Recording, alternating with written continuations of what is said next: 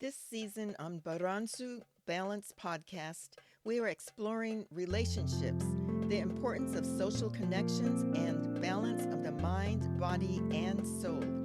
Today, we discuss the relationship of social connections and aging well. You may have an aging parent, or you may want tips on how to remain independent as long as possible. Stay tuned. What is the definition of someone who ages well? I want to age well. I want to be, number one, independent. Number two, free of mental illness and disabling pain. Number three, have a strong social network. Number four, be happy with a positive outlook about my health. Our next guest, Dr. Mabel Ho of Toronto, Canada, is a social science researcher and lead author of several papers from the landmark study on aging following 30,000 Canadians aged 45 through 85 over a 20-year period. Dr. Ho's work has been quoted by multiple media outlets with headlines, "It's never too late to get healthier." Baransu Balance Podcast. Balance of the mind, body, and soul helps us navigate the storms of life. Balance emphasizes the close relationship between mental and physical health. Balance says that a spiritual life and hope for tomorrow is essential. Dr. Christine Ince is a semi-retired medical oncologist and health enthusiast.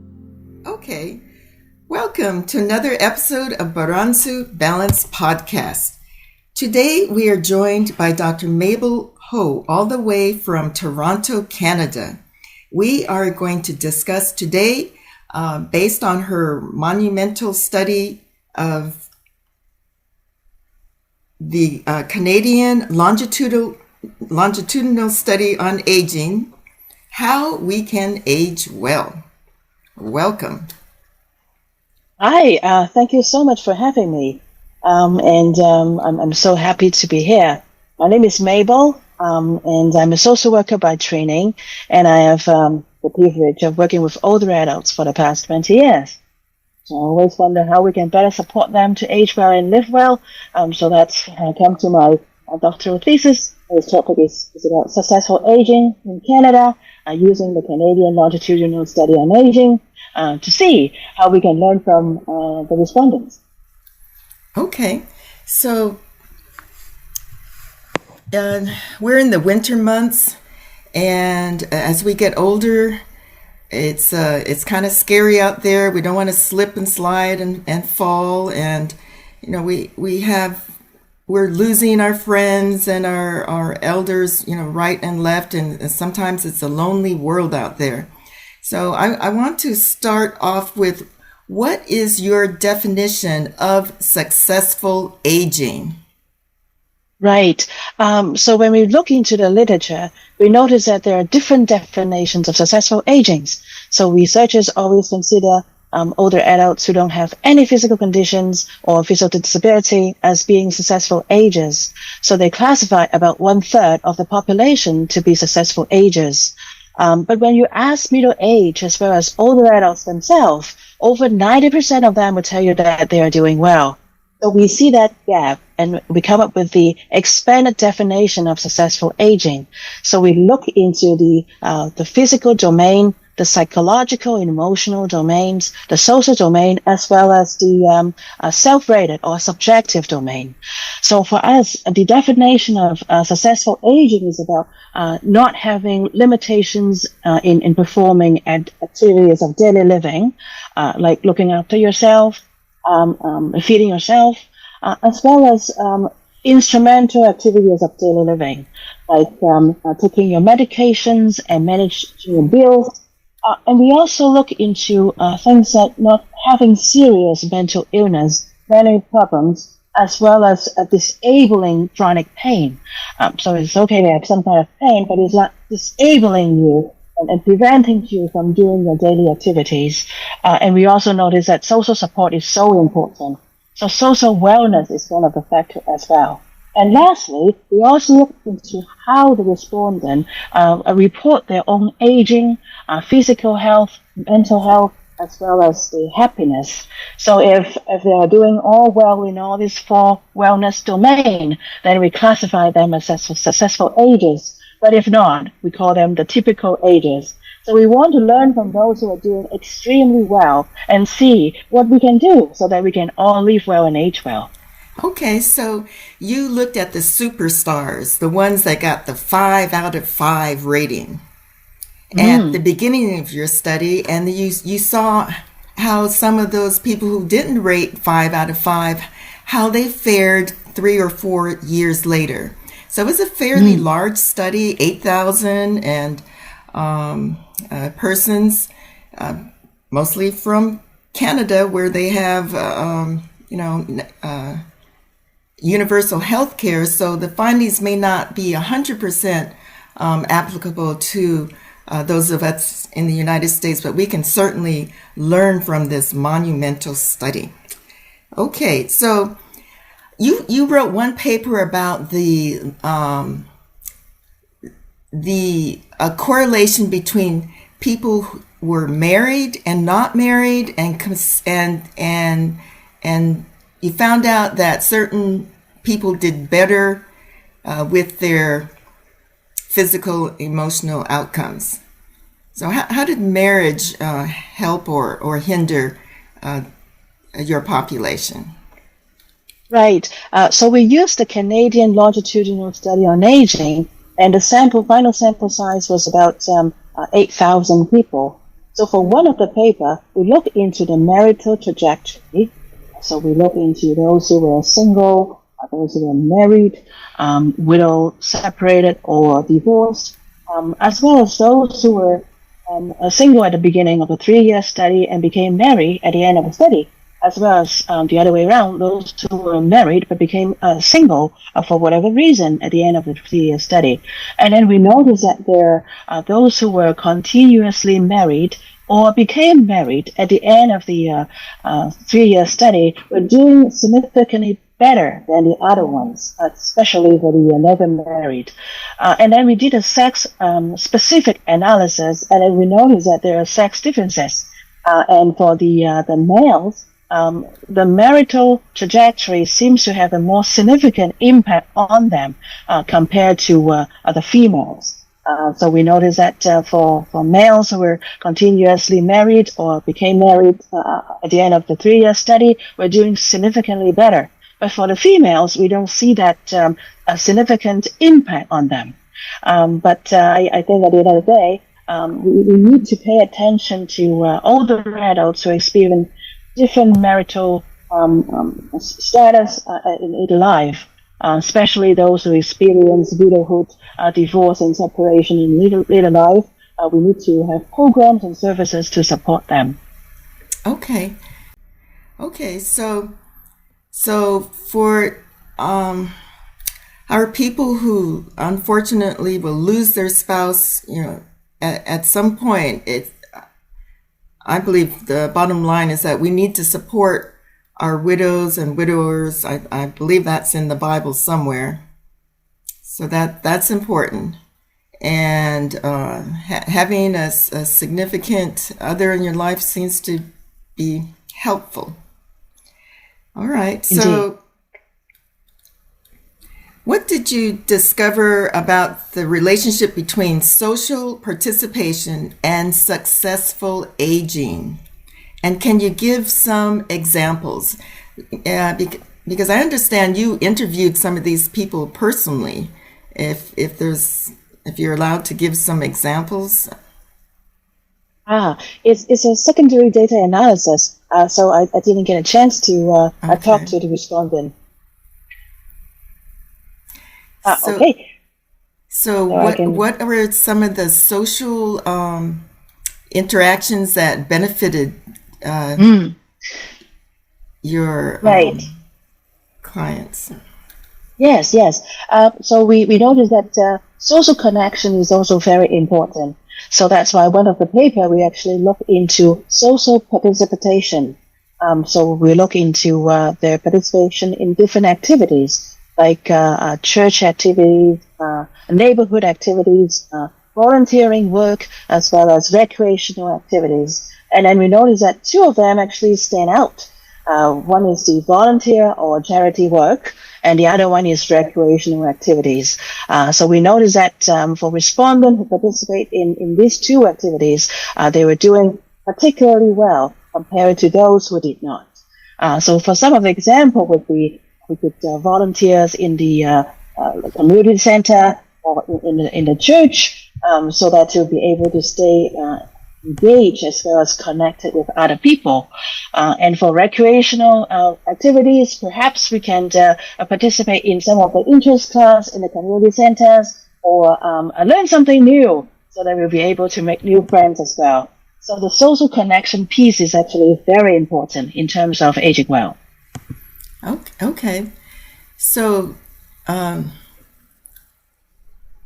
so just staying in your apartment or your home, and connecting with your family by Zoom, that's not enough for successful aging.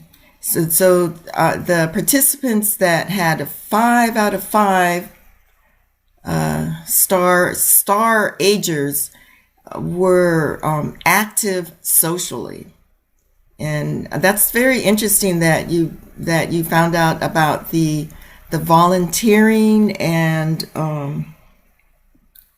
what was the other one? Recreational activities. Oh, recreational activities, like taking interest class or joining some of the programs in the community center.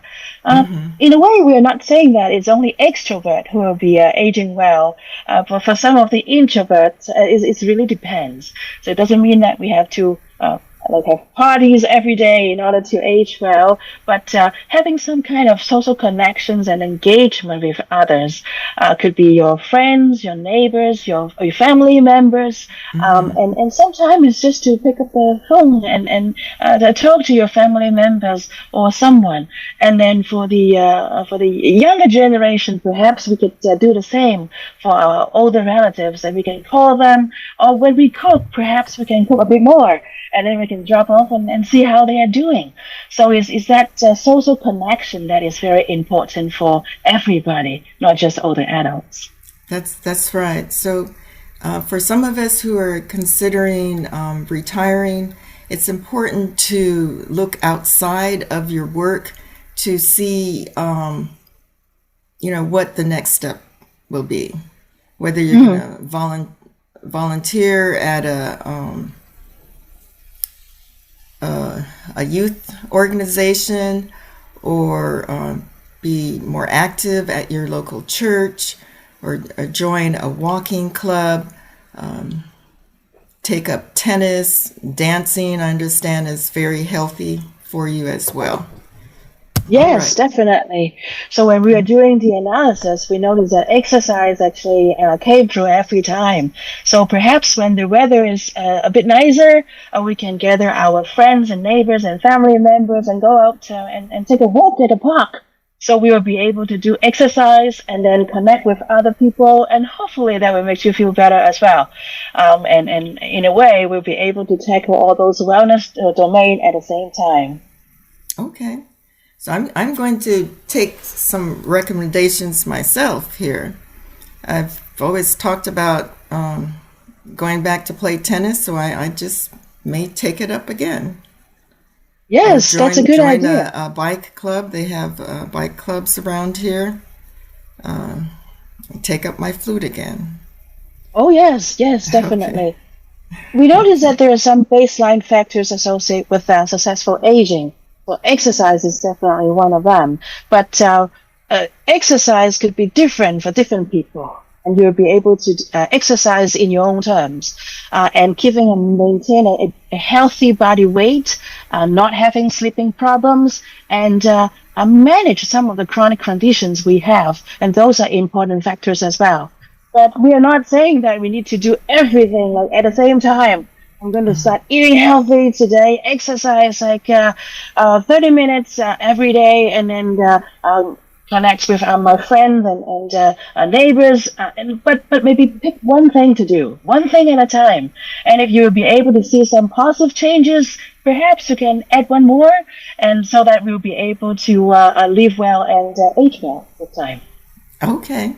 All right. Well, if any of my friends and family are listening, you know what my go-to is walking. So I can kill two birds in one stone, social interaction and exercise. So come and take a walk with me. Yes. Okay. So it's one quote from a headline that featured your study said, "It's never too late. How older adults can restore optimal well-being according to experts." And those experts was actually you. So what were they talking about this? It's never too late, and it's talking about the resilience of older people and how, even if we don't start off well, being able to stand on one leg and balance, or be able to lift weights. If we're not able to do that at the beginning of the study, is there any hope for us? Yes, indeed. So for the first couple of paper, we restrict the samples to those who were doing well at the beginning. And then we keep track of them over the 3-year study period and see how they are doing. But during the process, we noticed that some people actually improve over time. So maybe they were not doing as well at the beginning of the study, but then they became successful agers at the end of the 3-year study. So we work on another paper that called Reclaiming Wellness. We look into those who were not doing as well at the beginning and what happened to them. And we notice that for people who particularly the psychological and emotional well-being, they were doing very well comparing to others. And so as having physical as well as social and self-rated well-being. And then we notice that improvement is possible at any age. So aging is not just about doom and gloom. There are little things we can do so that we'll be able to improve every day. And mental health matter most. So it's important to manage our stress, to tackle some of if there is any conditions we have. And then small lifestyle changes adds up. So I always debate about when I want a snack, should I go for a fruit or a chocolate bar? Occasionally we need to eat some chocolate, but not all the time. So we'll be able to make healthier choice in terms of our food and eating. Social ties and relationships are important. So it is important to be socially connected as well as engage with other people. So it's at your own comfort level. So those are some of the important things that we can tackle. And there is one more thing that's never too late, is if you smoke. It's never too late to quit. Because Absolutely. we notice that for those who even if they smoke before, but if they don't smoke now, there's still a higher likelihood for them to age better at the end of the study. So it's never too late to quit smoking. All right. Well, as a medical oncologist, a cancer doctor, I wholeheartedly agree with that. All right. So, Dr. Mabel, is there any personal takeaways that you can share with us? Right. So successful aging is not just for the older adult, it's for everybody. So it's never too late to start engage into an active and healthy lifestyle and tackle some of the issues. Like if you don't exercise, perhaps you can start small. If you don't sleep well, perhaps it's something that we can work on. If you have chronic conditions, you need to talk to your doctors and follow some of the treatment and options. And there are so many things we can do, and we need to support each other as well. So it's not just about the individuals doing everything. We also need to have a society that is supportive for older adults to live well and age well. We need to have programs and services to support our older adults, and we also need to support each other. That's right. I thank you so much, and I pray that for our parents, our aging relatives, that we will be able to support them, and that we will be as healthy as possible. Thank Indeed. you. Thank you so much. Until we meet again. Okay. Yes. Thank you so much. Thank you. Thank you, Dr. Mabel Ho. It was a privilege to meet you.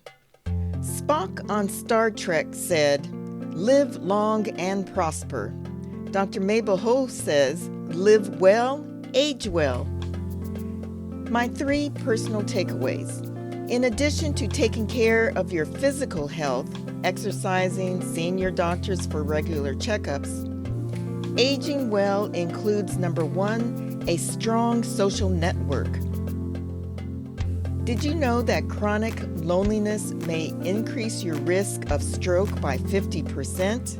This is per one Harvard study in 2024. Do you have someone in your life to give you advice about a crisis? Someone you can confide in or talk about yourself or your problems? I appreciate you, Walter, my husband, my sisters, Dora and Theta. Thank you to my children and close friends. My second takeaway: volunteer, charity work, recreational activity are all great ways to age well. Volunteer at church. My mother played the piano at church for years. She lived to age 99. 3-for-1 deal. A good way to help with mental, physical, and spiritual health. My third takeaway: take care of your mental health. All caps. Oh, that's for me as well. Get therapy if possible. Remember, this podcast is for educational purposes only and does not substitute for advice from your personal medical or mental health provider. This is Dr. Christine Ince wishing you a balanced mind, body, and soul. Please like, share, and comment. See attached PDF for references. Thank you.